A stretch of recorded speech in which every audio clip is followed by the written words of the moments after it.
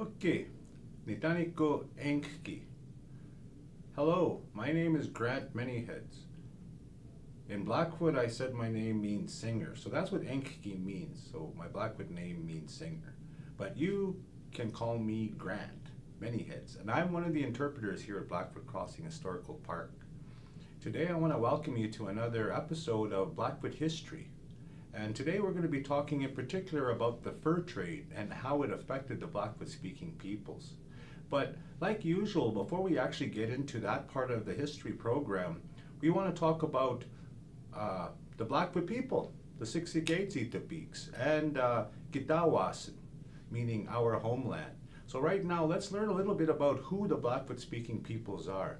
I kind of want to point out in some of the tours that we've had lately, we've had people call us names such as Pagan or Blackfeet or other names such as Bloods.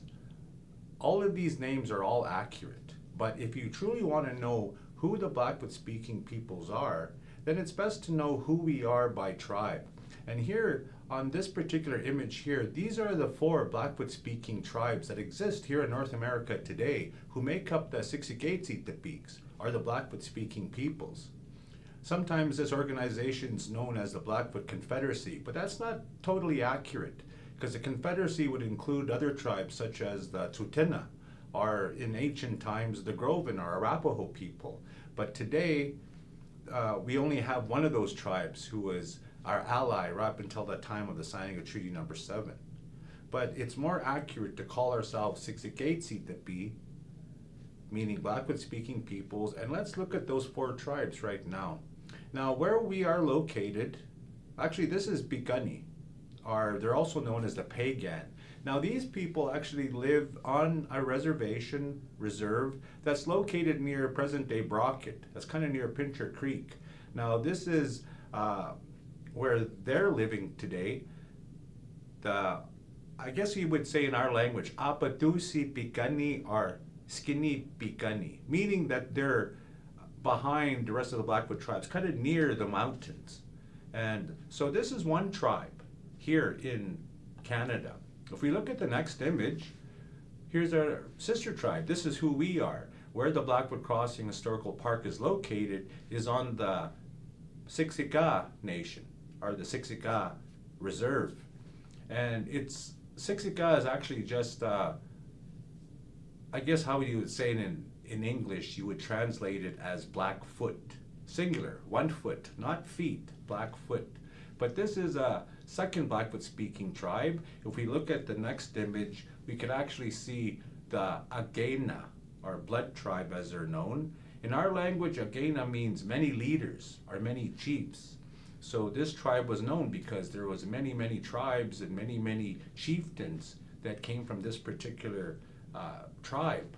So this is the other sister tribe. Now the next image is the Amskapi Piikani.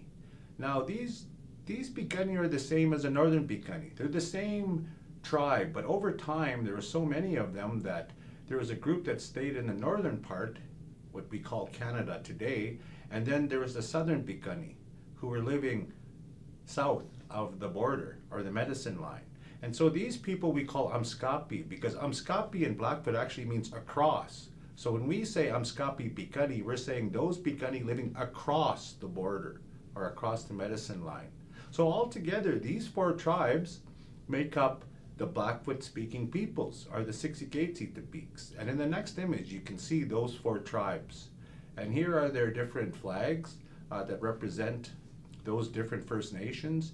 And like I mentioned, altogether, the Gena, the Siksika, Piikani, Amskapi Piikani, together we make up the Blackfoot-speaking people, or the Siksikaitsitapiks. So now at this image, we're looking at a buffalo. Now this animal was our staff of life, the plains bison in particular. So wherever this animal went, we followed. And wherever in the northern plains that the animal happened to go to, our people followed at first on foot, like in the dog days. Literally, the dog days existed from the very existence of our people right up until the time of the introduction of the horse. So up until that time, our people lived in the dog days, which was literally thousands and thousands of years. And it wasn't only until the 17th century that when the horse came that our lifestyle changed. So let's look at the next image. So like I mentioned, Ini, or the plains bison, this was our staff of life because it provided the Siksikaitsitapiks, or the Blackfoot-speaking people, with food, with shelter, and with clothing. But the clothing was pretty much only winter clothing and bedding. That's what we used the buffalo for. When it came to our day-to-day wear, we'd use pelts of other animals, such as deer, or antelope, or elk, these type of other animals. But to the Blackfoot-speaking peoples, this animal, our staff of life, Ini, it also had hundreds of other uses to our people. So long as this animal existed in its millions, our people had no want. Even when the traders came, we really didn't need the trade goods. All we needed was the buffalo. So wherever the great northern herds roamed, our people followed them. So Kitawasinun, our homeland, it wasn't defined by the Blackfoot people so much as it was defined by the buffalo, our Ini. Because, as I mentioned, wherever this animal roamed, we followed it. So in fact, the Blackfoot people, we don't say that this land belongs to us. What we say is that we are the people of the land of the buffalo, if you wanted to translate that into English. So we are the people of the land of the buffalo. Let's actually move on to the next image. So we spoke about the dog days. Now in the dog days, our people traveled only short distances at a time. But so long as we could see Iniksi, or the buffalo herds, we were happy. As long as they were within sight, we were happy. And we would follow them on foot all over our lands. So let's kind of talk about a little bit about our lands. Let's move on to the next image. Now, Kitawasinun, our homeland, it actually started, if you will, from the Rocky Mountains, and in our language we'd say Mistakists. And that kind of means the backbone of the earth. So from the backbone of the earth all the way east, almost to the Manitoba Escarpment, right around the Touchwood Hills, the Qu'Appelle Valley, Nut Mountain, up near Prince Albert, all of these areas, this is how far east the Blackfoot lands went. And then from the North Saskatchewan up top there, where present-day Rocky Mountain House, Edmonton, Batoche, Prince Albert, from the North Saskatchewan River all the way south down to the Yellowstone River. Well, all the lands in between those green borders you see on that map, this is what the Blackfoot people considered our sacred lands, our homeland. So we actually lived not just along the eastern slope of the Rocky Mountains, but we actually lived also on the other side of the Rocky Mountains and all the way down into like the Bitterroot Valley in present-day Missoula, Montana, or Kalispell, Montana. So our people actually lived in a huge, vast area. And this area was filled with mountains, with foothills, and with flat prairie or plains lands. So the Blackfoot lands, our homeland, included a vast, vast area of land which included all of these different types of geography. So here we can see actually another map of the Blackfoot lands, and as I mentioned, all along the backbone of the earth our people knew of. So from the Yukon, and we don't usually talk about it here, but from the Yukon all the way down to Mexico, there's a road that they call the Old North Trail. And it's because of this Old North Trail that our Blackfoot-speaking peoples knew our lands. Like I mentioned, from the North Saskatchewan all the way to the Yellowstone, and from the Rocky Mountains pretty much all the way to the Manitoba Escarpment. These are the lands that the Blackfoot people considered our homeland. So actually let's move on to the next image. Now the Blackfoot-speaking peoples, we were at first a people without horses. So when we wandered all over these lands that we spoke of, we did it on foot originally. And that's how the Blackfoot people got to know our land so intimately. We knew all the places where you could go to find plants, medicines, lodgepole pine, all sorts of foraging plants we knew where to find, but also we knew where to find water, good water. And we also knew where all the bad water was, the alkali lakes, all of the sort of places where you couldn't really make use of some of the materials. But we knew our land so well that we knew all of these different places. So, as I mentioned, one of the reasons why we knew our land so well is because in the dog days, when our people were on foot, as you can see in the image there, and the dog was our only beast of burden, well, we had to walk all over those vast lands that you'd seen on the preceding map. And once we did that, we kind of got an idea, a pretty good idea of where all the resources were. So here we see another image of a Blackfoot rendition of us being in the dog days, and with a person moving from one place to another, and there you have the dogs, more wolf-like than anything, not like your Chihuahuas or American Jack Russell Terriers or anything like that, which are actually pretty small. These dogs are closer to wolves, and these dogs could carry anywhere from 80 to 100 pounds. So they were pretty big dogs. And each family would probably have 5 to 10 of them to be able to move their goods over the prairies. And just a note, in those days, in the dog days when we were nomadic pedestrians, we probably only traveled as much as 3 to 5 miles a day, because you're only as fast as the slowest member of your group. So we wouldn't have been able to travel vast distances, particularly because we were pedestrian. So let's look at the next image. Well, so this lifestyle, this changed from the dog days almost overnight, because once this animal was introduced to us, which people know as the horse, but the Blackfoot know this animal as punogomita. Now, when we first saw this animal, we had no idea what to call it. But all we knew, it was as big as an elk, and in our language we say punoka for an elk, and it was a slave to man, like a dog. And so we call our dogs imita. Well, we kind of put the two words together, punoka, imita. We put them together and we come up with the word punogomita, meaning elk dog. And to this day, our people still call this creature punogomita, the elk dog. And to the Blackfoot, this is a sacred creature. Now, this animal, or this creature, was actually introduced to us around the 1700s. And we say circa 1700s because no one really knows. There is an account by David Thompson of the Blackfoot maybe obtaining the horses around 1720 or so. But he was only talking to one Blackfoot group, and that was the Piikani. Now, as you've learned, there are 4 different Blackfoot tribes. So there are other Blackfoot tribes who talk about receiving the horse earlier than the Piikani. And the Blood tribe have such a story.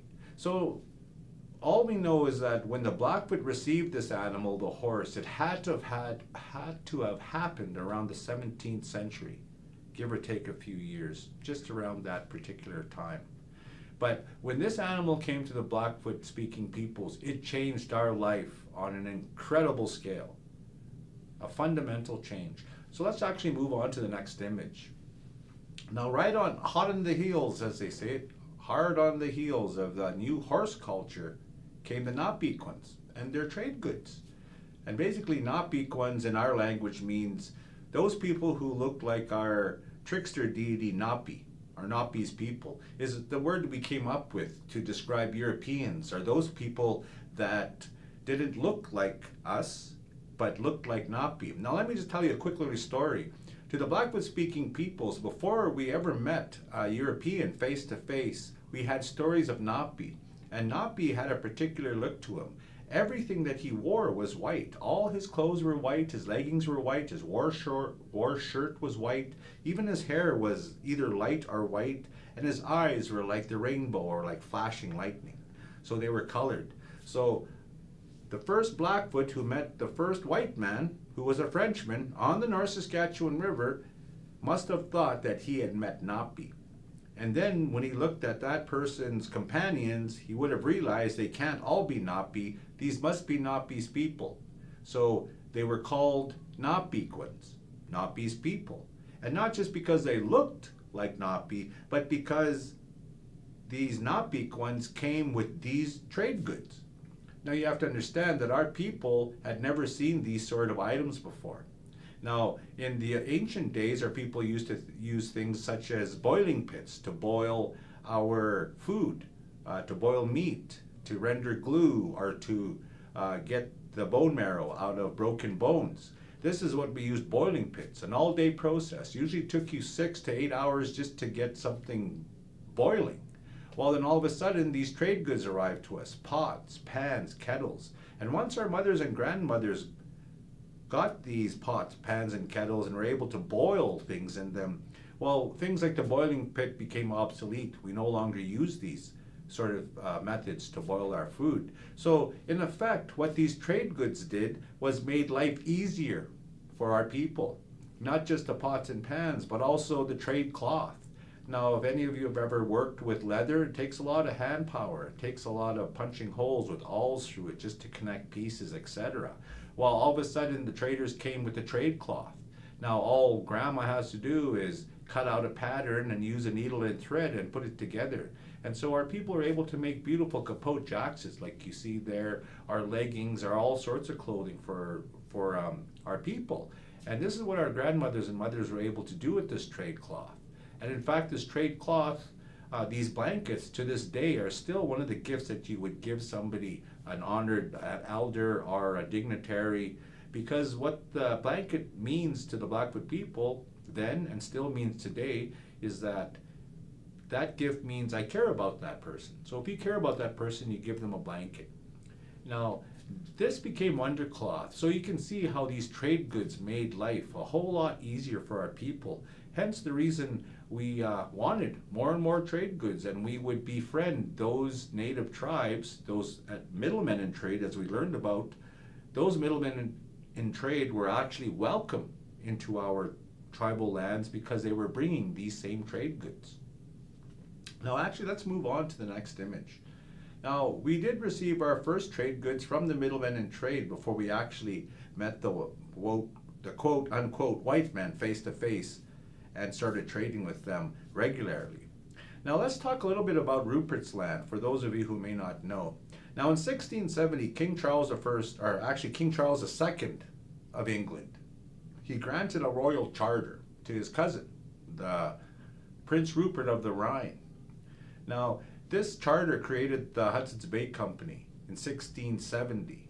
And basically all of those lands, all of those rivers, streams, creeks, and everything that drained into the Hudson's Bay, these lands were given to this Prince Rupert of the Rhine by his cousin, King Charles II of England. So these decisions obviously were arbitrarily made far away from Blackfoot eyes, and we had no participation in any of this. So we wouldn't have known there was even such a thing called Rupert's Land. Well, anyways, because of this Rupert's Land, this is the reason why the English settled up in the Hudson's Bay, particularly York Factory. Now, if we look at this next image, you can kind of see this Rupert's Land. So all of those rivers, as I mentioned, and streams that all drain into the Hudson's Bay. Well, the Blackfoot Gitawasan, our lands, were basically a part of what this Rupert's Land, as they called it. So we can see sort of the reason why the British were out here. And they were out here for the same reason as the French. And both of these peoples were competing for small fur-bearing mammals for their fur trade, which was basically the fashion industry in Europe amongst the social elite. So let's move on to the next image. So at first, as we know, we had the Cree Assiniboine, who were the middlemen in trade. And this was basically from the time that the Hudson Bay set up in 1670 right up until 1786. Now during this time period, the Blackfoot received goods from the middlemen in trade. And the Cree Assiniboine made huge profits off of this middleman trade. And in fact, most of the goods that the Blackfoot received at this time were all secondhand goods, because it was very rare that the Cree or the Assiniboine would sell us brand new items. We usually got something that they had been using for 2 or 3 years before we received it, but we still paid huge amounts of furs for those trade goods.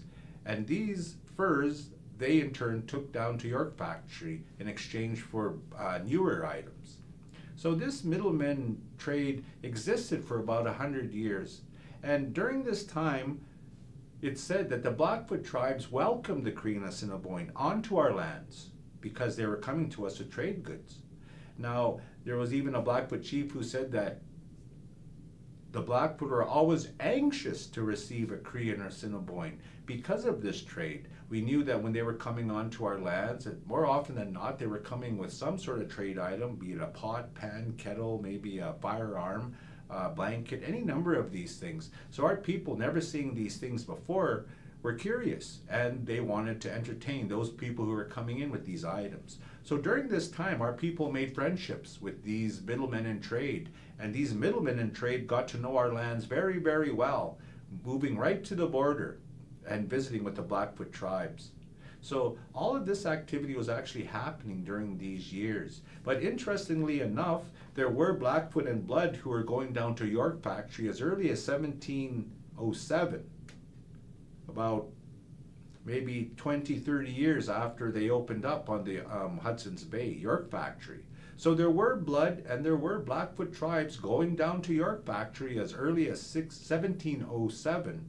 And we also know that there was quite a few of them that are actually going right up until about 1730. Now around this time, the Cree and the Assiniboine actually kind of blockaded because they did not want the Blackfoot receiving firearms. And so there was very limited the amount of firearms that the Blackfoot people got up until that time. Now, during this time, there was a lot of peace and a lot of friction between these tribes. As the Cree and the Assiniboine moved westward, they kind of drove a wedge between some other tribes. They got into conflicts with the Chippewa to the north of them, but also they got into conflicts with the Dene and the Deneta, the Dog Rib, and these tribes, as well as with the Tutena, or the Sarsi, or Tutena as they prefer to call themselves, outside of the city of Calgary. All of this conflict was actually happening around this time.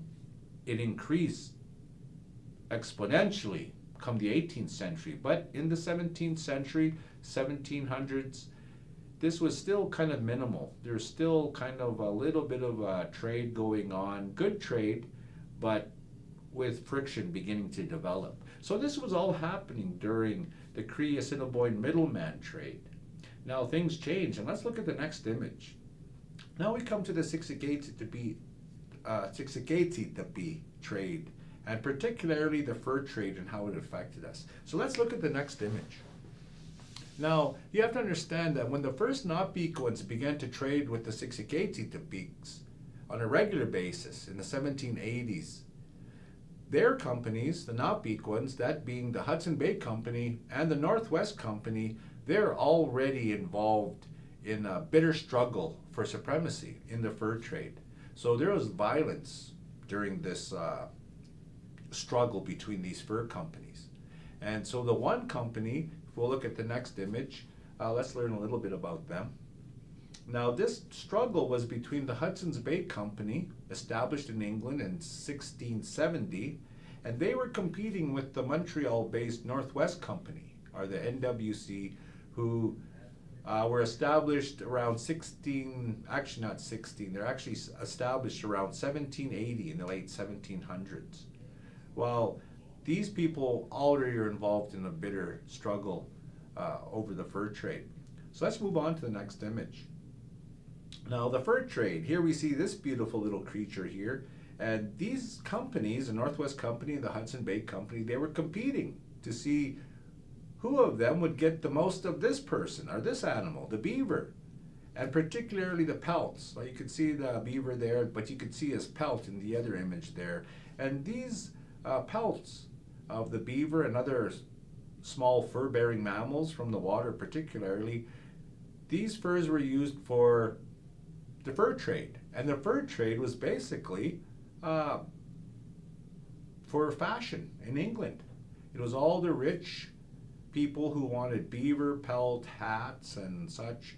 And this kind of was an indication of social status in Europe at that time. So this was huge. Here we can see some of the hats that the rich people would wear back in those days. So by the year 1600, the need for beaver fur, it exploded. So hence, all the people going to other countries looking for this particular animal. And here in the Canadas, as they called it, or in Prince Rupert's land, they found an abundance of beaver pelts. So hence reason why the British were here. And so, as I mentioned, these beaver pelts were very much desired by the rich in Britain, and hence the whole reason for the fur trade. Now let's look at the next image. Now, we'll learn a little bit about the Hudson's Bay Company. Now the Hudson's Bay Company, if we could look at the next image, they set up in 1670 on the Hudson's Bay, and they actually opened York Factory. Now, an interesting note about the Hudson's Bay Company, when they first set up shop on York Factory, for the first 100 years of their operation, they did not deal in liquor. They didn't sell liquor to the native peoples, nor use liquor to entice natives to come to the fort to trade. In 1670, right up until 1770, they only brought in enough liquor to supply their own needs of their men and their officers. So as an example, like in 1770, the most liquor that they brought into that particular post was 250 gallons, and that was just enough, just for their officers and for their men. So at this time during the fur trade, the fur companies weren't really using alcohol to, like I said, entice the natives or as actual items of trade. So during this time, the Hudson's Bay Company was dealing mostly with the Cree and the Assiniboine, and these were the tribes that were going out to other tribes further west to entice them to come in to trade or to get more furs.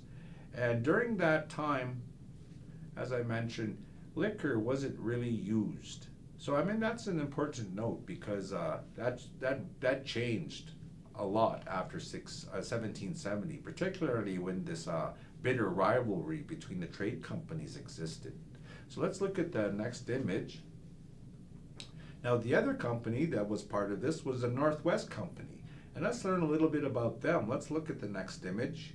And so the Northwest Company, this was founded in 1770 by the Northwest Company. So this this company was a major force in the fur trade from about 1780 to about 1821. Now, the makeup of this company was particularly Highland Scots, who weren't particularly friendly with the British. And as a workforce, they had largely French voyageurs, or coureurs de bois is who they would use. And these people had been trading with the native tribes for a long time before the British set up shop in York Factory on the Hudson's Bay. So these people, the Northwest Company had better dealings with the native tribes, and more extensive dealings, and for a longer period of time than the Hudson Bay Company did. So let's actually look at the next image.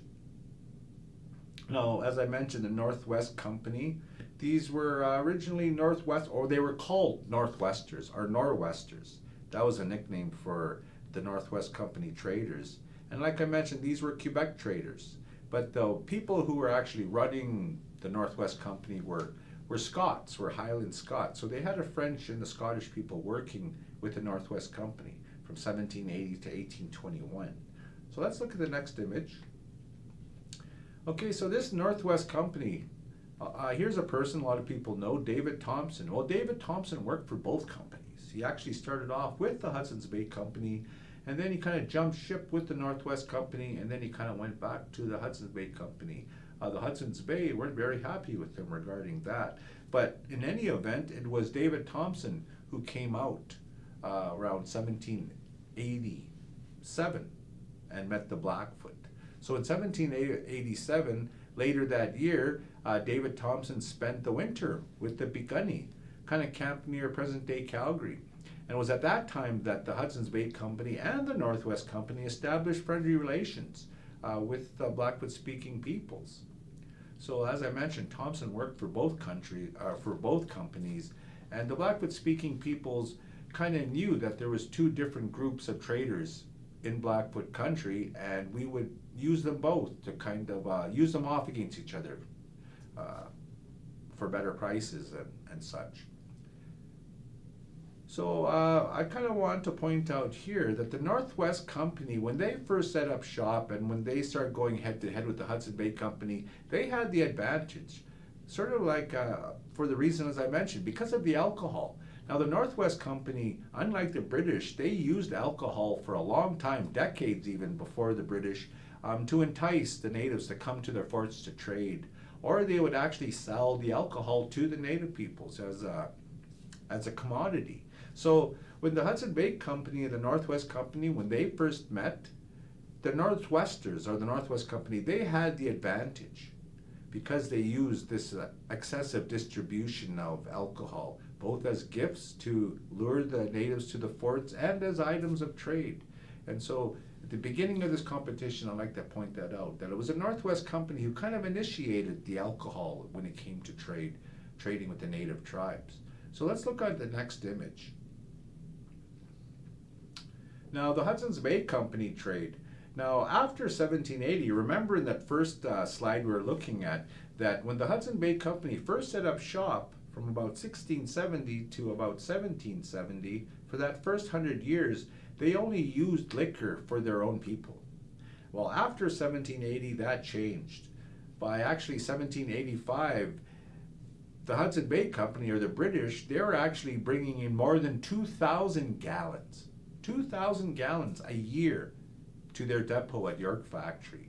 And then over time, that increased, particularly by the time the Siksikaitsitapi trade was established. Because when that happened, the imports at that post, they became almost 8,000 gallons annually. And that was to supplement the liquor supply that they were already producing out of their own still there at York Factory. So there was a lot of liquor, a lot of alcohol coming out of York Factory onto the plains through the Hudson Bay Company and through the French. So when you think about it there, that one figure, 2,000 gallons a year annually, that is a lot of alcohol to be bringing in, especially when you consider that for the first 100 years, the most they brought in over a year was 250 gallons. That's a lot less than 2,000 gallons. So by this time, now the liquor was becoming firmly established as a part of the trade routine. So let's look at the next image. Now, it wasn't until 1787 that the Hudson Bay Company set up Manchester Post, or Manchester House, on the North Saskatchewan River. Now, this was important to the Blackfoot because now the Blackfoot could trade with Hudson Bay Company traders face to face. And this basically got rid of the middlemen trade. So now we no longer had to go through the middlemen to get trade goods. And in fact, because the middlemen trade was now gone, we weren't restricted as to the things that we could purchase. Now we could purchase firearms, and we can purchase ammunition to go with that, to go with those firearms. And also now we can purchase alcohol, and that may have been a dubious pleasure. Now we can get it, but at the same time, this was the beginning of a lot of social issues, particularly regarding liquor. So this all kind of started around 1786. Now here you can see the Hudson Bay Company post, and you can see them in this map kind of from the Hudson's Bay making their way inland. And they actually made their way all the way to the Pacific coast. But it wasn't until about 1799 that they made their way as far as Rocky Mountain House and established a trading post. So you can see that over the next few years, the fur traders, they moved farther and farther west, eventually opening Fort Edmonton and Rocky Mountain House in 1799. Now this was the route of the Hudson's Bay Company when they came onto Blackfoot lands. But the Northwest Company traders actually came from Montreal. So you can kind of see that route there. Just above the Great Lakes, they come from Montreal, and then they made their way onto the plains from that direction. And then hence they started to compete with the Hudson's Bay Company all along the North Saskatchewan River. But both these companies, as you can tell from those maps that you saw, they made their way not just into Blackfoot country, but all over Western Canada, even up into the Arctic region. But both of them came into Blackfoot country first on the North Saskatchewan River, because both these companies were actually were looking to open more trade with more tribes, tribes that they didn't know about previously. So let's move on to the next image, actually. So once the traders reached Gitawasin, or our homeland, and established these trading posts, well then our people were able to acquire a regular supply of guns and ammo and alcohol and trade goods. And so it was at this time that the middleman trade was essentially eliminated. We no longer had it. And that wasn't for the good, because the reason why this middleman trade was eliminated was because our people, well, actually, how could I say it? We no longer had to rely on them. We could get trade goods because now we are face to face with the traders on the Saskatchewan River. But a lot of people need to realize that where we first met the white people face to face was way far from where we are today. Like, we were in the North Saskatchewan, almost going into Prince Albert, or past Prince Albert. So that just kind of tells you a little bit about the Blackfoot people, that we weren't just in Alberta, that we were actually living almost to the Manitoba border. So let's look at the next image. And here we have the fur trade posts. So it's interesting to note that the Siksikaitsitapi, even though we benefited from the trade goods that the traders offered, we were okay with trading with them because they weren't coming onto our hunting grounds. So basically, we went to them to trade. They never came onto our lands to disrupt our way of life. And the Blackfoot were kind of thankful for this. So this also meant that our people were able to live our lives and be independent, because the traders were not coming onto our lands, as I mentioned, to disrupt our lives, but were only going to the borders, the edges of our lands, and we were the ones who came to visit them on these trading posts. So let's move on to the next image, actually.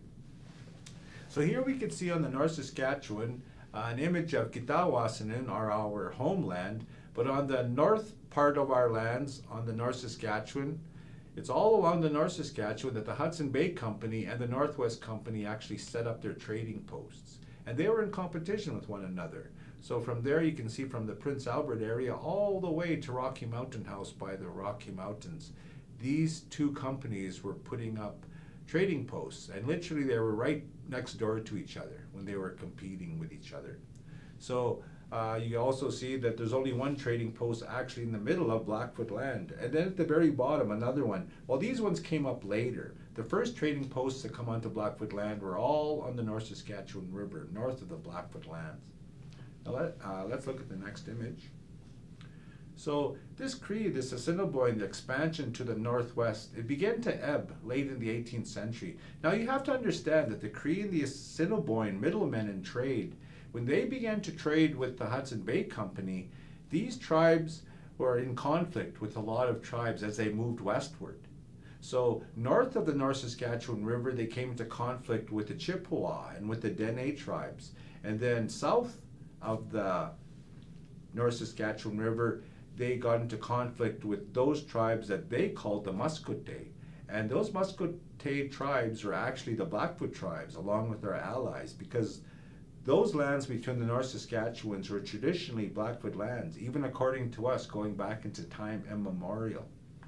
So once around 1784, it's interesting to note that the Cree and the Assiniboine, they got hit by smallpox. So when they got hit by that smallpox, that seriously weakened them. And so as they were making their way north, they end up having to kind of stop because it seriously weakened them. And then in time, the Chippewa tribes took back those lands that the Cree had taken from them. So this was all kind of happening during the fur trade. And so once this actually happened, these Cree and Assiniboine tribes that were going into Chippewa lands at first kind of redirected. Now they started to make their way south of the North Saskatchewan River. And when this happened, then there was a lot of conflict between the Blackfoot-speaking peoples and these newcomers to the plains, the Cree and the Assiniboine tribes. So let's look at the next image. Now over here we can kind of see the different tribes. And so you can see that north of the North Saskatchewan River there to Lake Winnipeg, this is the Cree and Assiniboine movement going west, right to the Rocky Mountains. And as they made their way west, as I said, they came in conflict with a lot of different tribes.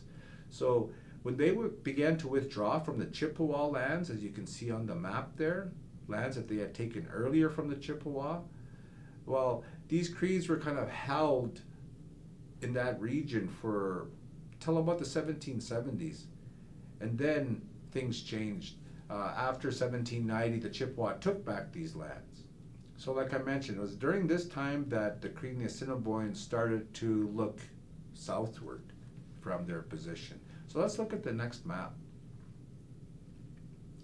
So because they couldn't go any further north, the Cree turned southward, as I mentioned, and then they began to push more vigorously onto the grasslands and the parklands located south of the North Saskatchewan River. And obviously, this became a conflict. This started conflict with the Blackfoot, because those lands the Blackfoot considered Kitawasinu.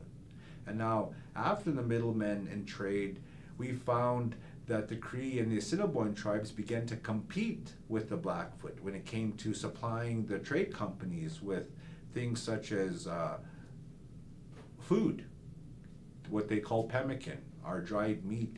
It was basically the Blackfoot who fed the fur companies when they first came out west. So let's look at the next image. Okay, so we don't have an image with this, but an important point is in 1793. Now, what was happening soon after the Blackfoot set up shop and started trading with the traders at Manchester House? Well, these are the lands, you have to remember, of the Groven, or the Arapaho tribes. Now, the Groven and the Arapaho were east of the Blackfoot, and they were our allies. And so we actually helped them against other tribes when it came to battle and such as this. And from what, as far as the Blackfoot know, the Arapaho and Groven were also buffalo people, even though they lived east of us. And we shared these buffalo lands, what we call Kitawasinu, our homeland. We shared these lands with our allies, the Groven and with the Tsuut'ina people. We could move freely over our lands. Basically, that's what that would mean. But in 1793, an important battle happened there near Manchester House, or near the South Branch House, another trading post that the Hudson Bay Company set up. Now in 1793, the Groven fought against the Cree and the Assiniboine. Now it was at this time that they were actually almost defeated, almost wiped out. The Cree and Assiniboine had a battle. They didn't trust one another for the longest time. These tribes were all living in that Prince Albert area there. And then the one year, the Cree and the Cree and the Assiniboine attacked a Groven camp, and they wiped out that camp. And it was from that time that the Groven no longer felt they can trust these tribes coming in. And so they vacated that entire area. And they made their way down to the Milk River, and that's where they kind of inhabited. They kind of had to relocate, live on the Milk River. And when that happened, that coincided with some of the first diseases that we got from the Hudson Bay Company, namely measles and smallpox. Well, around 1780, when the Blackfoot were hit with measles, most of our population that were living in that region passed away. Thousands of Blackfoot were dying because of this disease. And hence, sort of it created a vacuum. There wasn't as many Blackfoot people living in that area, and our allies were gone. So during this time, this is when the Cree tribes and the Assiniboine moved into the Qu'Appelle Valley, Touchwood Hills, Nut Mountain region. And basically, this is where they've been ever since. They settled these parts after the Groven were driven out of there, and after the disease had reduced the Blackfoot population. So this was all happening during the fur trade. And these are some of the effects on the Blackfoot-speaking peoples from the fur trade. It was during the fur trade that these diseases were actually introduced to us. And from what we know from our own history is that from around 1750 up until the time of the signing of the treaty in 1877, that the Blackfoot were hit with at least 11 successive diseases from first contact with the Hudson Bay Company traders, Northwest Company traders, 11 successive diseases. And each one of these diseases basically killed off thousands and thousands of Blackfoot people. Every single disease, each time it hit us, thousands of our people perished. So there are guesstimates that there might have been 250,000 Blackfoot living on the plains within our lands at one point in history at some given time. But when, after first contact, all these diseases slowly whittle away at our population. So let's look at the next image. Actually, let's move on to the next image. These lands are what the Cree considered the Muscote lands, or those lands between the two Saskatchewans. And I think that's the end of our broadcast here. If you join me next week, we'll talk a little bit more about the fur trade, but in particularly how alcohol was a big part of it. And then we'll move on to the trade coming from the United States of America, the American fur companies, and our trade with and their trade, how could you say it? The Blackfoot trade with the American fur companies. And then we can see how things gradually kind of came to a boil, got worse, just before the whiskey trade. And we'll talk about that in the weeks to come. But in the meantime, for those of you who are watching, if you have any questions or if there's anything that you would like to know about our people, or any questions you may have regarding our ancient past, or even how things are today, or how the Blackfoot people coped with the 20th century. If you have any questions regarding any of these things, please feel free to write in or to call in or to let us know what your questions are, and we'll do our best to accommodate them and to answer them on future programs. But from this point, I think I can say, Keda Matsin, take care of yourselves. Remember, there's still diseases out there, and let's love one another again. All right, take care. Take care of yourselves.